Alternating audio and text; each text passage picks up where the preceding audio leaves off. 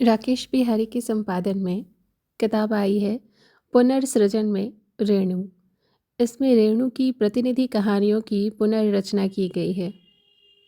आप इसमें पंकज मित्र की कहानी देख सकते हैं। पंकज मित्र की पुनर्सृजनात्मक कहानी है रसपीरिया पर बजर गिरे। मूलतः यह एक साहसी हस्तक्षेप है, ऐसा हस्तक्षेप जो रसप्रिया की रागात्मक दुनिया के भीतर प्रवेश करता है, पर वहाँ ठहरकर सिर्फ सौंदर्य का उत्सव नहीं मनाता बल्कि उसकी दरारों को भी टटोलता है। यह कहानी किसी श्रद्धांजलि की तरह विनम्र नहीं बल्कि एक बेचैन संवाद की तरह उपस्थित होती है, जहाँ लेखक मूल कथा से भी प्रेम करता है और उससे असहमति भी दर्ज करता है। इस पुनर्सृजन की सबसे बड़ी विशेषता यह है कि यह कथा के केंद्र को बदल देता है। जहाँ मूल कथा में मृदंगिया का राग, उसकी कला और उसका प्रेम कथा का प्रमुख स्वर बनकर उभरता है, वहीं यहाँ कथा की धुरी धीरे धीरे खिसककर रामपतिया पर आ टिकती है।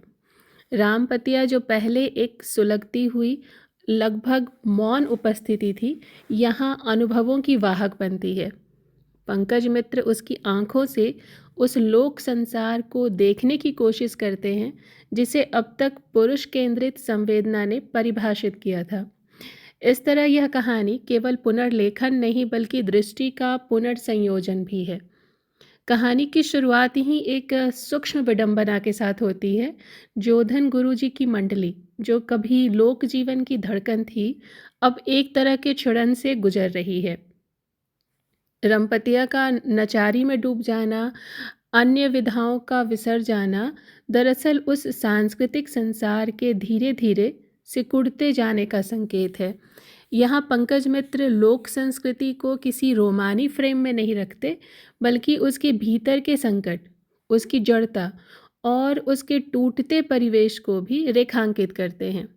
पंचकौड़ी का प्रवेश और उसका मृदंग पर अधिकार कथा में एक चमक पैदा करता है, पर यह चमक भी एकांगी नहीं है। लेखक बहुत सूक्ष्मता से उस आकर्षण को रचते हैं जो रमपतिया और पंचकौड़ी के बीच आकार लेता है।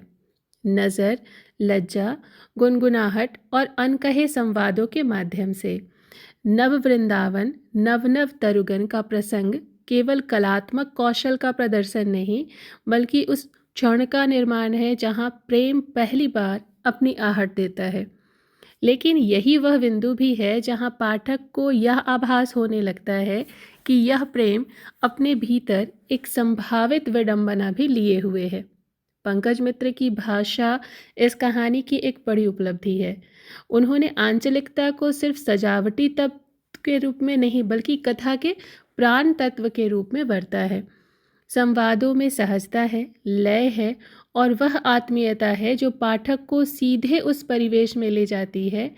जैसे ध्वन्यात्मक प्रयोग हैं या रमपतिया की लाज से रक्तिम होती छवि, ये सब मिलकर कथा को दृश्यात्मक और श्रव्य दोनों स्तरों पर जीवंत बनाते हैं। फिर भी कुछ जगहों पर यह जो भाषा है इतनी अधिक रेणुनिष्ठ हो जाती है कि पुनर्सृजन और अनुकरण के बीच की रेखा धुंधली होने लगती है।